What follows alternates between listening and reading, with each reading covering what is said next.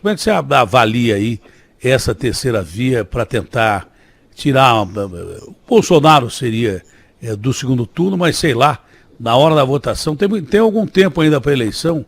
Eu não sei se essas pesquisas que todo mundo diz que vai votar no Lula, se na hora de votar vai votar mesmo. Como é que você analisa esse quadro político?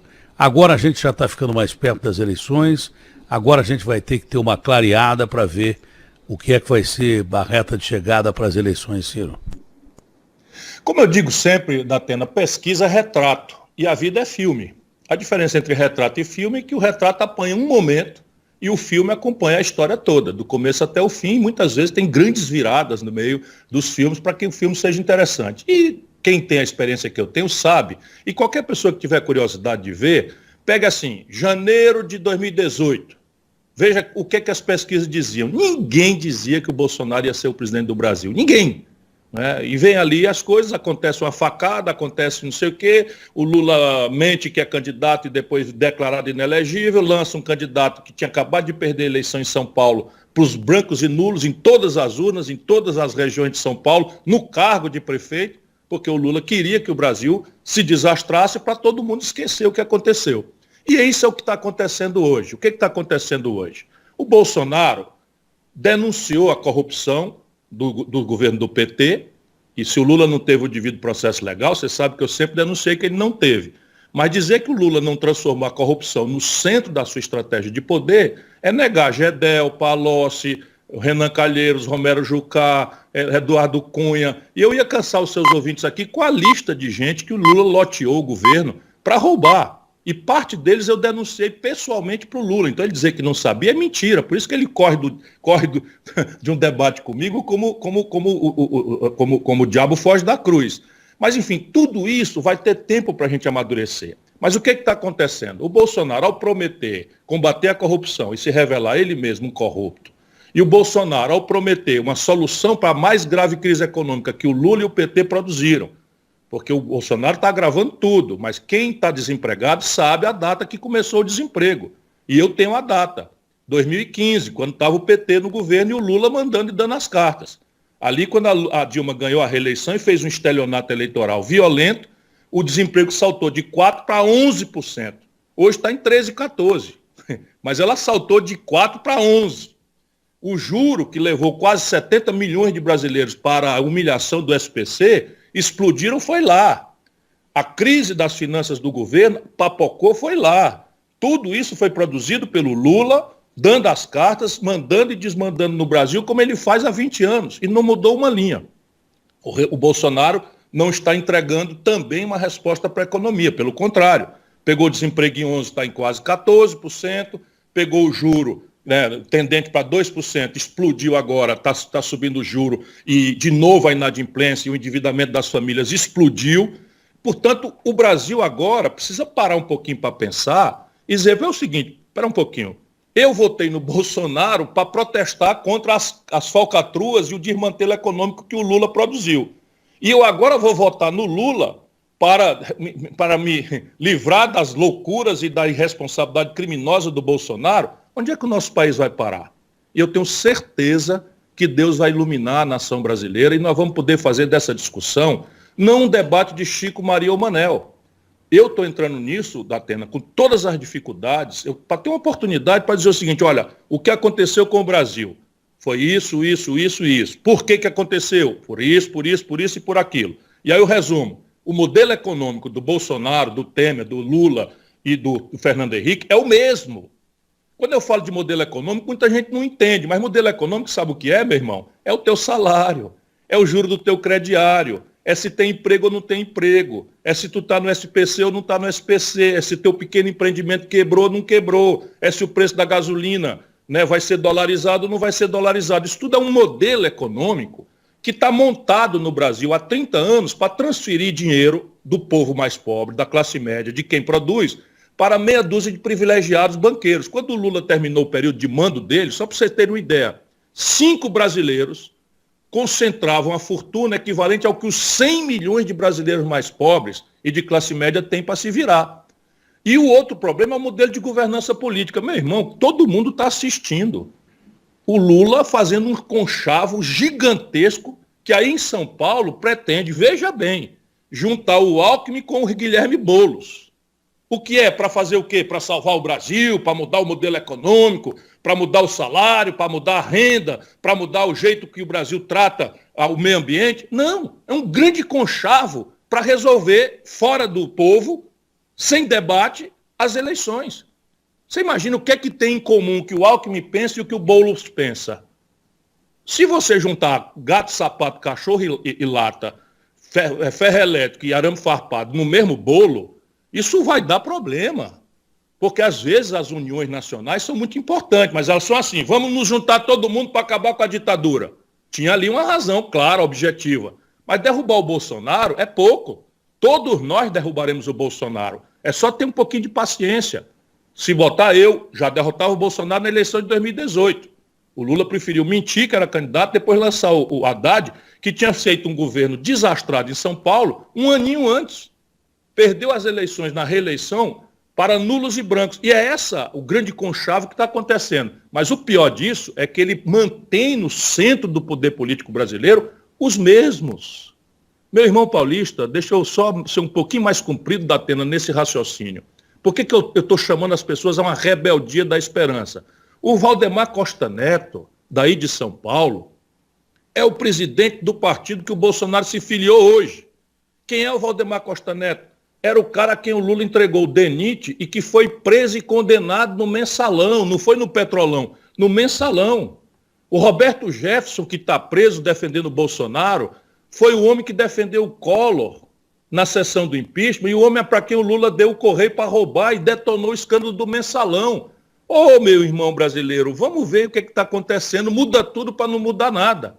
Eles já tiveram a sua chance, eu agora quero uma oportunidade. E não é para mim, é para um novo projeto que planeja, que diz o que é que vai acontecer, que tem compromisso com quem trabalha, com quem produz, que tem meta, que tem objetivo, que diz de onde vem o dinheiro e que está tudo escritinho para as pessoas poderem conhecer, para não votar em mim no escuro, tem que votar nas minhas ideias, porque tudo que tem que ser feito no Brasil só será feito se o povo tiver, no dia seguinte da eleição, informado do cacete que vai ser quebrado para a gente tirar o Brasil da mão de meia dúzia de especuladores e entregar para o seu povo. Agora, por outro lado também, fala-se, talvez, se o Lula e o Bolsonaro se destacarem em pesquisas até o fim, apesar de se dizer que pesquisa é uma coisa e a realidade é outra, fala-se de uma aliança de terceira via. Eu também não vejo você junto com o Dória e principalmente com o Moro. Eu não vejo você se aliar a gente que você não concorda em ideias, em gênero, número e grau. Ou eu estou enganado? Não, você está absolutamente certo. Deixa a gente falar para o nosso irmão que está nos ouvindo, dar atenção à sua grande audiência. Aliança entre políticos diferentes é uma coisa que pode ser normal e às vezes até muito necessária. Eu sou uma pessoa experiente e procuro tratar as pessoas com muita seriedade. Não é disso que eu estou falando. Eu estou falando por que razão estão se reunindo ou a pretensão de reunir. Vou pegar o exemplo de São Paulo, mas tem a ver com o Brasil inteiro. Reunir Sarney, Guilherme Boulos, Renan Calheiros, Eunício Oliveira, Geraldo Alckmin e Lula. O que sai daí? Onde é a discussão para a gente entender por que eles estão se reunindo? É para fazer o quê? É para mudar o sistema dos impostos brasileiros? Ora, o Lula passou quase 20 anos mandando no Brasil, não mexeu uma linha. É para mudar o sistema penal? Ora, o Lula pegou o Brasil com 280 mil pessoas presas e, imitando os Estados Unidos, criou uma tal guerra contra as drogas que só prende crianças, jovens, adolescentes, negros, pobres das periferias do Brasil. O Brasil passou de 300 mil para 1 milhão e 200 mil pessoas entre presos e mandado de prisão em aberto. É para mudar o sistema educacional? Ora, o Lula criou o FIES, passou 40 bilhões de reais para o bolso dos empresários e deixou aí milhões de brasileiros jovens começando a vida endividados e devendo em média 70, 80 mil reais. Mais de 1 milhão deles estão no SPC. Nós vamos tratar desses assuntos. O sistema de saúde no Brasil, o que o Lula fez, ao invés de mexer na formação, criar uma carreira de Estado para ter um médico bem remunerado, estimulado, bem treinado, capacitado, atendendo o povo das periferias, nas unidades básicas de saúde, o Lula trouxe médico de Cuba, que é um país do tamanho do Rio Grande do Sul. Será que o destino do Brasil é repetir tudo isso ou nós não vamos discutir nada disso? Essa é a grande questão. Se houvesse assim, não, tem aqui um novo projeto nacional de desenvolvimento E nós queremos uma grande união nacional. Ora, me chama que eu vou. Me chama que eu vou. Percebe? Eu não quero ser presidente de um Brasil falido, quebrado, cheio de picareta mandando e desmandando, justiça cheia de picareta, Polícia Federal, já agora que era uma instituição limpa, respeitada, se prestando uma parte, felizmente pequena dela, às maluquices do Bolsonaro. Eu sei a tarefa que me espera para mudar o Brasil. Eu vou dizer para você, o Lula passou esses anos todos mandando no Brasil, Datena. E no Brasil, o rico não paga imposto sobre filé, não paga imposto sobre salmão, não paga imposto sobre queijo suíço, que eles meteram na cesta básica. O dinheiro que o governo não arrecada, e não foi o Bolsonaro que fez isso não, o Bolsonaro mantém, mas isso foi o Lula que fez, dispensando imposto de rico. Sabe, dá para botar 1 milhão de crianças numa creche em tempo integral. Sabe quantas pessoas eu atinjo se eu cobrar um imposto sobre grandes fortunas com alíquota de 0,5%, ou seja, 50 centavos de cada 100 centavos de fortuna? Eu arrecado 60 bilhões de reais e mexo com 58 mil poderosos do Brasil. Ora, os 58 mil poderosos estão aí com o Lula. Eu quero saber se o povo que precisa de creche e não tem, vai também ficar votando em quem manteve esse sistema.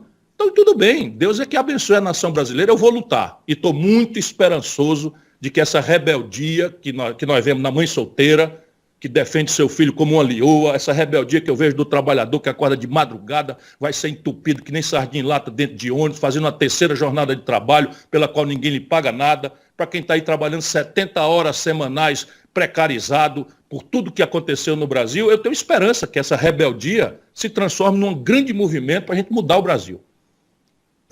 Quanto ao muro que surgiu como novidade, surgiu como um cometa e, de repente, o cometa estabilizou aí das pesquisas, está tecnicamente empatado com o senhor. Como é que o senhor analisa a figura do Moro?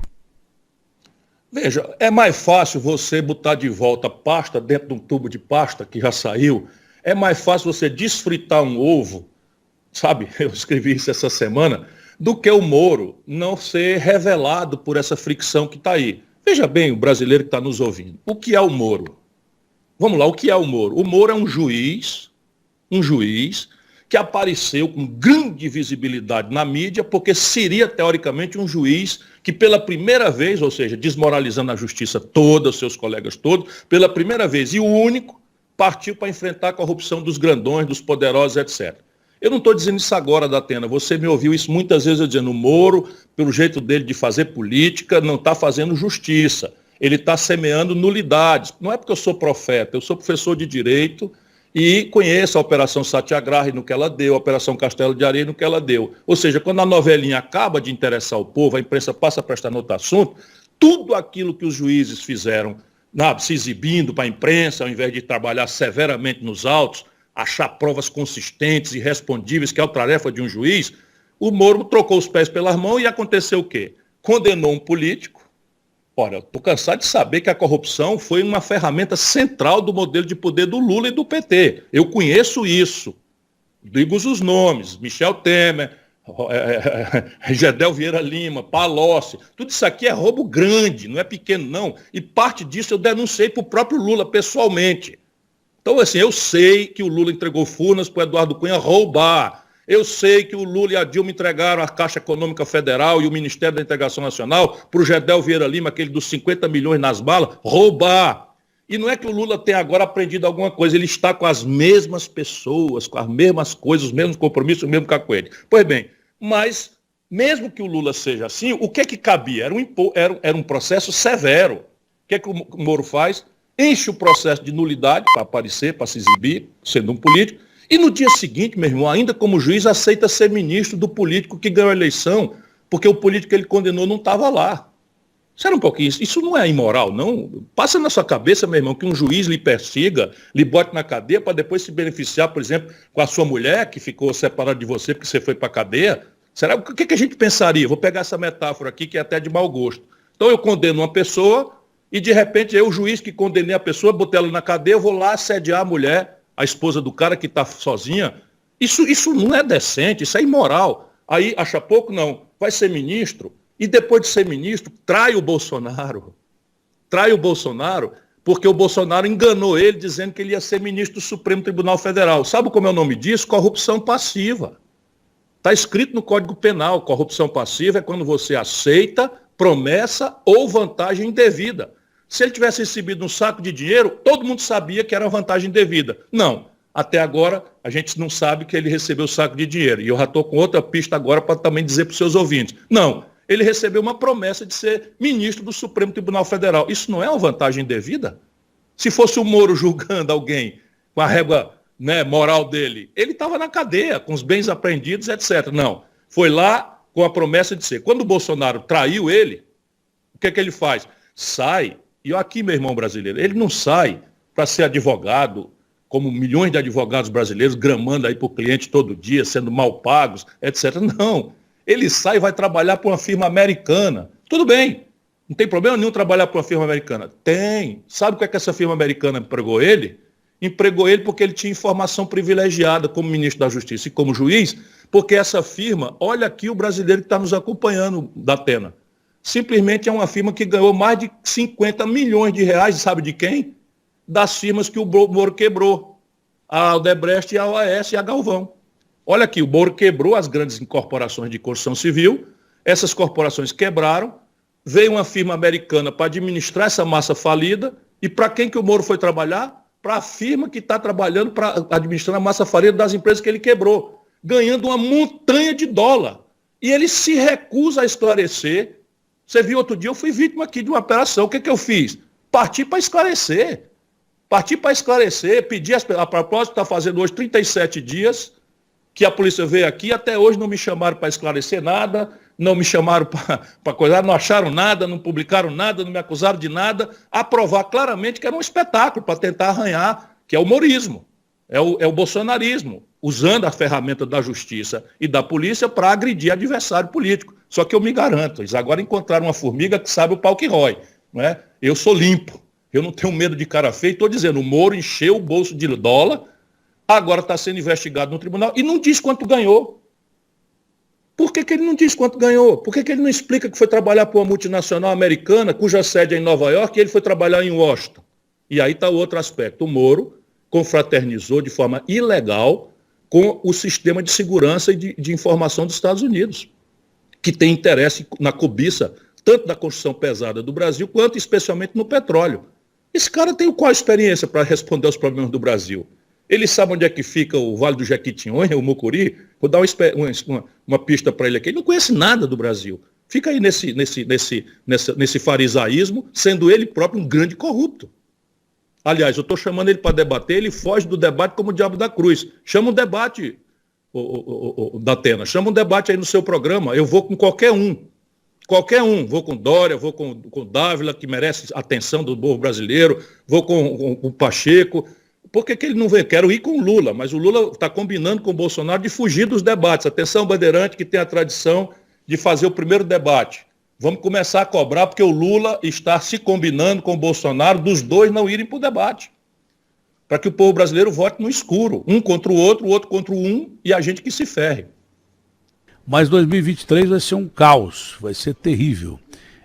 Eu não vejo outro plano de governo a não ser salvar o povo. Não tem outra estratégia a não ser primeiro salvar o povo, com obra para dar emprego, com planos sociais que na realidade o Brasil precisa, porque é um país desigual desde a chegada das caravelas, enfim. Economicamente, como é que você projeta o Brasil para depois das eleições? Agora vai ser uma falsidade de sempre, mas e já é difícil. Mesmo com a falsidade vai ser difícil segurar o touro. E o touro, quando estoura a boiada, ninguém segura. Mas vai ser difícil. Tanto que meu principal problema em relação às eleições, minha preocupação em relação às eleições, não era nem esse arrobo do Bolsonaro em falar em golpe no 7 de setembro, é a situação econômica. Porque povo com fome ninguém segura não. Tá? Eles vão soltar todo o dinheiro que tem para mentir para o povo que eles são legais. Agora, e 2023? Como é que você vai gerir uma economia devastada, o caixa lá embaixo, eles vão gastar dinheiro, na realidade, com eleições? Como é que vai ser o Brasil o dia depois de amanhã, que tem um filme que é esse nome? Como é que vai ser o Brasil em 2023? Datena, essa deve ser a grande questão que a eleição devia orientar. Eleição não é um concurso de beleza, não é uma corrida de cavalo. Não é? A eleição deve ser um concurso de ideias. Não é? Você tem uma doença grave, você tem que chamar os médicos, os especialistas, o curandeiro, seja lá o que for, e eles fazerem ali um exame, mandar fazer os exames necessários, e a partir de entender a doença, estabelecer os remédios, se é cirurgia, se é nada. Mal comparando, é o que está acontecendo com o Brasil. Nós somos um organismo doente. Essa crise que está aí, Datena, mesmo que você corretamente anuncie que os politiqueiros vão tentar abrir a caixa de bondades no ano, é tão grave, porque o ano de 2022 será muito pior do que o ano de 2021. Eu lamento muito dizer isso, mas é preciso que a gente tenha clareza. O Brasil, nesse momento, Datena, está com o pior nível de investimento da história. Investimento é o seguinte, é o dinheiro que sobra para você transformar a conversa de político em coisa real. Botar 1 milhão de crianças numa creche de tempo integral, como é a minha proposta, no primeiro ano, custa 8 bilhões de reais. Sabe quanto é que tem para tudo no Brasil hoje? 20 bilhões. 20 bilhões. E sabe o que aconteceu com esses 20 bilhões? Foi apropriado pelo Centrão e pelos politiqueiros do Lula e do Bolsonaro, que são os mesmos, no tal de orçamento secreto, que é a emenda do relator. Olha o que eu estou dizendo para o povo brasileiro, não tem um centavo para financiar nenhuma prioridade. E se o governo não investe, ele também não cria condição para a iniciativa privada investir. E o que o governo está fazendo nesse momento? Galopando com a taxa de juros. Quem sente isso no bolso, no crediário, não sabe o peso disso no cofre do governo. Rivalizando com o dinheiro da saúde, da educação. E olha como é grave a gente discutir. O Banco Central brasileiro aumentou 3 pancadas de 1,5%, 3 pancadas de 1,5% e vai botar a 4ª pancada de 1,5% no auge de uma depressão econômica, do desemprego aberto, da informalidade, das falências, das concordatas, da destruição da indústria brasileira. Nós estamos aumentando a taxa de juros com pancada de 1,5%. Sabe quanto é que custa, Datena? Por isso que eles não querem que eu participe do debate. Porque o Lula e o Bolsonaro têm compromisso com esse modelo. Todo mundo se ferrando. E a banqueirada enchendo o bolso de ganhar dinheiro. Sabe quanto é 1,5 bilhão? Quer dizer, 1,5% de juro, sabe quanto é? 60 bilhões de reais, irmão. Por ano. Se você junta 3 vezes, nós estamos falando de 3 vezes 6, 18, 180 bilhões de reais. Que vão sair da comida que não tem, do gás de cozinha que está aloprado, da gasolina que estoura o orçamento do taxista, do motorista de aplicativo. E é isso que eles não querem que a gente discuta, porque se está todo mundo se ferrando, quem é que está ganhando? A banqueirada está ganhando, o acionista minoritário, que são os bancos da Petrobras, está ganhando. E eles me odeiam. E eles amam o Lula, eles amam o Bolsonaro, eles amam o Temer, eles sabem o compromisso que eles têm com moralidade? Nenhum. Pergunta quem pagou o jantar do grande conchavo que aconteceu recentemente em São Paulo, num dos restaurantes mais chiques de São Paulo. Pergunta quem pagou. Eu vou dizer, o BTG. Eu vou dizer, um plano de saúde mais rico do Brasil. Por que um banco está financiando um jantar de conchavo? Ora, está ganhando porque estão comprando de novo o Lula, que está nos vendendo de novo na bacia das suas conveniências e do seu apetite pelo poder eterno. Ele quer morrer na presidência da República. Isso tendo tido a oportunidade de ouro de mudar o Brasil. E produziu o Bolsonaro. Ou alguém, peço com toda a humildade, muita humildade, a você que gosta do Lula, eu não tenho inimizade com o Lula, a você que gosta do Bolsonaro, a você que gosta do Moro, meu irmão, antes de mais nada, faça uma pergunta a você mesmo, para a sua inteligência. Existiria o Bolsonaro, 650 mil mortos, rachadinha, tudo que o Bolsonaro representa, se não fosse a contradição brutal do Lula, sob o ponto de vista econômico, social e especialmente de corrupção? A pergunta simples, vamos pensar no assunto. E a grande resposta disso é, não, o Bolsonaro é produto dessa contradição. E aí, veja bem, você, irmão, votou no Bolsonaro para protestar contra a esculhambação do governo Lula / Dilma e do PT, e agora querem que você vote no Lula para se livrar do Bolsonaro. Pelo amor de Deus, vamos parar um pouquinho para pensar, que Deus nos ilumine para esse debate acontecer. Olha, provando a maior parte do que você está falando aí, essa entrevista está sendo transmitida pelo UOL do Grupo Folha, né? Mas olha aqui, as manchetes que vêm antes da chamada de capa da nossa entrevista aqui. Orçamento. Bolsonaro aprova a verba de reajuste ao servidor e veta 3,2 bi. Embaixo, presidente blinda orçamento secreto e mantém aval eleitoral. Agora entrou alguma coisa aqui no meio que tem gente me chamando aqui. Como é, meu filho? Para fundo eleitoral. Bom dia, meu filho. É que meu filho entrou aqui e me mandou um beijo, eu jamais poderia dar um beijo no meu filho. Tem que mandar um beijo. Ótimo dia para você. Claro. Legal, tá do lado. Em 2021, governo gastou mais com emendas do relator do que em vacinas da Pfizer. E o Portela, que é gente boa também, eu gosto do Portela. O orçamento é uma caixa preta, Centrão governa o Brasil. Agora, não é caixa, como é que é? Não é caixa preta, não. Não é caixa preta, não. Isso é preguiça de uma certa mídia brasileira.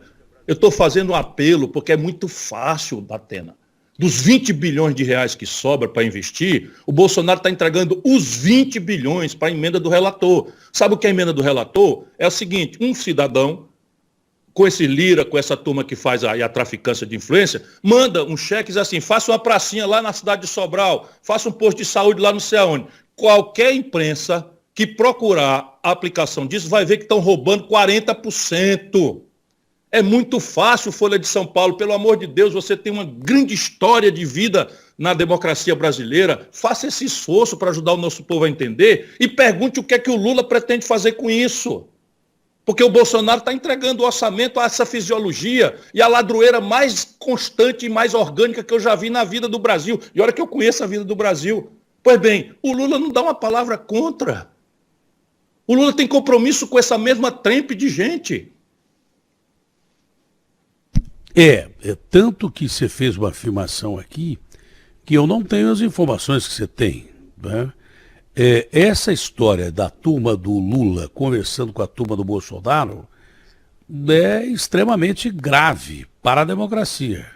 Quer dizer que você tem informações definitivas de que o Lula conversa com o Bolsonaro para não ir a debates, é isso? Foi público. Eles estão se ajudando um ao outro por intermédio de, naturalmente, intermediários, mas você tem algumas coisas que afloram. Por exemplo, esse orçamento secreto, o PT votou a favor. O PT votou a favor disso daí. Enquanto faz o discurso de denunciar o Bolsonaro, instrumentalizou o Bolsonaro na PEC dos precatórios. Sabe o que é a PEC dos precatórios? Um aposentado passa 15 anos pedindo na justiça, que a justiça repõe o seu direito que foi tirado pelo governo, ganha depois de 15 anos, e agora o Bolsonaro pegou essa sentença.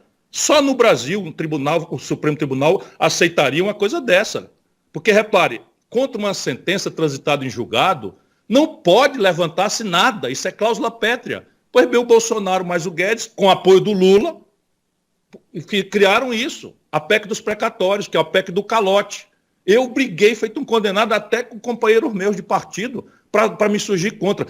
Eu estou me rebelando, e é com muita esperança, porque eu confio que as pessoas vão ver o acúmulo de elementos objetivos, fáticos, de propósito. Meu irmão, espera um pouquinho. Eu tenho uma companheira, nós temos uma companheira que perdeu um olho, indo para a rua protestar contra o impeachment da Dilma, que nós chamamos de golpe. Ora, se houve um golpe, atenção, Lula, você não vai ficar assim, não vai ficar impune. Se houve um golpe, quem fez o golpe foi o Senado. Quem presidiu o Senado? Renan Calheiros e Eunício Oliveira. Com quem que o Lula anda hoje?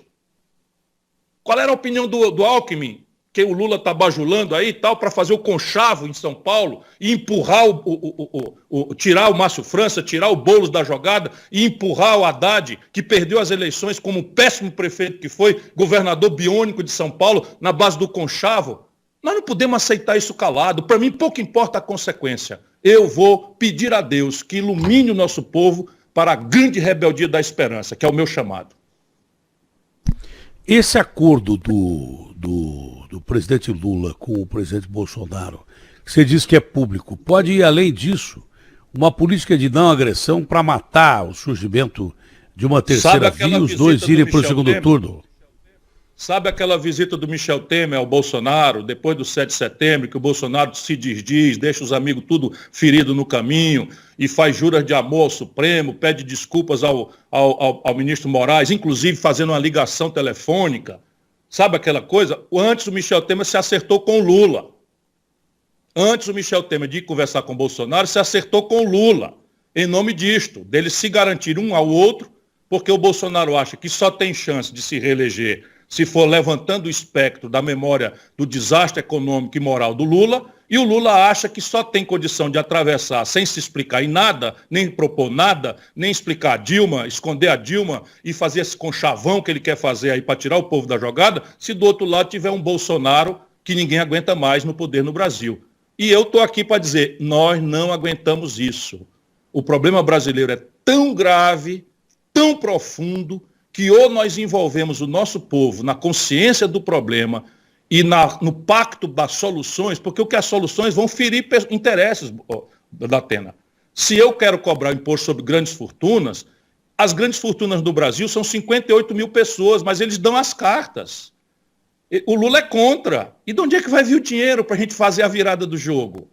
Percebe? Se eu digo que vou cortar 20% da dispensa de imposto dos grandes, para financiar um programa de pleno emprego, 5 milhões de empregos em 2 anos, na recuperação de moradia, na titulação de terra, na reforma fundiária, que o Lula não fez, para dar título de terra nas favelas, qualificar a casa, recuperar a moradia, empregando os parentes e as pessoas da própria comunidade, aí tem emprego, mas eu preciso de dinheiro. E esse dinheiro vai vir da onde? Dos 20 bilhões do orçamento secreto, repartido entre os políticos que dão as cartas, roubando 40%? Não vai acontecer. E eles estão todos juntos contra nós, que queremos a mudança desse sistema.